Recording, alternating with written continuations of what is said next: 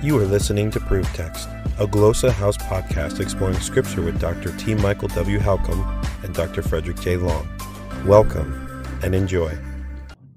Hello, everyone, and welcome to ProveText. I am Michael Halcomb, and in this episode, I'm thinking about three things that I want to share with you. And the first is a big announcement.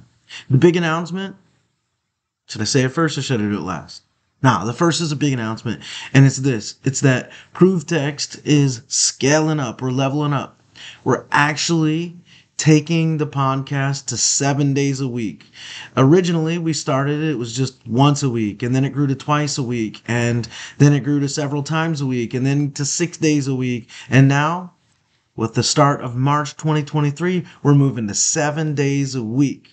So we're going to keep bringing you the same regular programming, Monday through Saturday, but on Sundays, we're going to start running a new series by none other than Dr. Frederick J. Long himself, the host of Greek Matters. So he's going to be talking about all things Greek in these podcasts.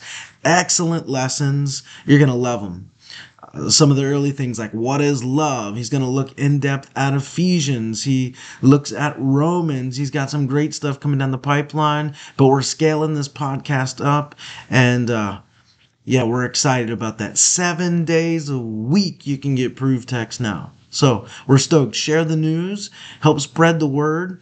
If you got anything you want to hear us talk about, if you want to hear a segment created or episodes on something, let us know. Reach out to us, editors@glossahouse.com.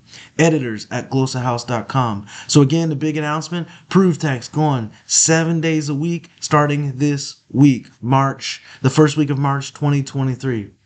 All right. The second thing that I'm thinking about is evangelism in the early church. Now, this wasn't anything really like what we would consider evangelism in the United States in the last few decades. This idea of handing out tracts or standing on the corner with signs or a bullhorn or anything like that. In the first 2, 3, 4 centuries of the church, really, evangelism was done by two primary means. One, being a good neighbor, and two, being a good citizen. So if your neighbor comes over to ask for sugar, hey, you share the sugar that you have in your cabinets with them. You share your food with them. You be a good neighbor. You help them when they're in need, and you be a good citizen. And when people see you being a good neighbor and a good citizen, they'll notice something's different about you, and they'll be curious about that, and perhaps they'll ask, perhaps they'll inquire, perhaps they'll want to imitate that, perhaps they'll want it for themselves. But that's how evangelism chiefly was done. Also in the early church, there wasn't this mentality of let's change the world. I need to change the world. We need to be world changers, blah, blah, blah. Always about the world. No. It was very localized, very small scale. Again, be a good neighbor where you're at. Be a good citizen where you're at. Right? So it wasn't about being a world changer. In fact, in the early church, they had esteemed the virtue of patience like no other. And they believed that God too was patient. And that's where they got the virtue from. And so they didn't feel like they had to go out and change the world. There was not this constant call like in our society to go change the world. By the way, isn't that just too much pressure to change the world? Nah. Wherever you are, be all there, as Jim Elliot once said. Wherever you are, be all there. Be local. Be in your neighborhood. Be in your local church, in your local congregation. Work on a local level and let change happen through you there. But again, in the early church, they believed that, God in time was going to make everything right, and God in time was going to establish his peace and his rule. And as N.T. Wright's fond of saying, set everything to rights. And one really good place that you can read much more in depth on what I'm talking about is in a book by Alan Kreider. He's a Mennonite theologian, titled The Patient Ferment of the Early Church. Alan Kreider's The Patient Ferment of the Early Church. I heartily commend this book to you, and think that you should get yourself a copy and read it. And the third thing that I'm thinking about is just biblical words, and particularly biblical word searching. And you've heard me mention on the podcast in the last several months, stepbible.org. There's a really cool feature. If you go on there, you can search for any word in any version. You can do it in Greek or Hebrew or English or whatever.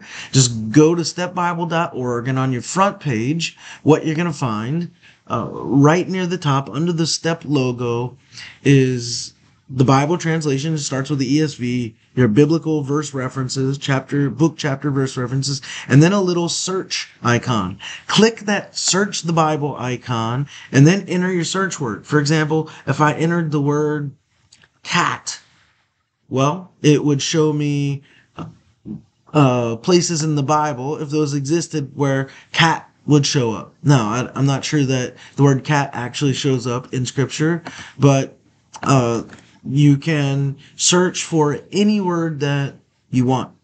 So this is super, super powerful. And again, you can do it in Greek or Hebrew, and it's lightning fast.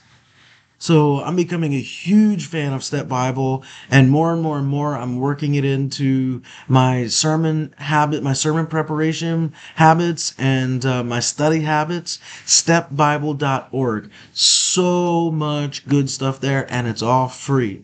So those are the three things that I'm thinking about. The podcast is now going to start going 7 days a week, and the patient ferment of the early church, that we just need to be good neighbors and good citizens and be patient. God will work it out. We don't have to force things. We don't have to be world changers. Let's be wherever we are. Let's be all there. And searching up biblical words in stepbible.org. Yeah, so those are three things I'm thinking about, and I hope that helps. Interested in growing your ancient language skills but not sure where to start? Glossa House can help. From illustrated readers and short stories to lexicons and grammars, Glossa House offers a variety of resources for beginning, intermediate, and experienced ancient language learners. Head to glossahouse.com today. Glossa House, language resources for the global community.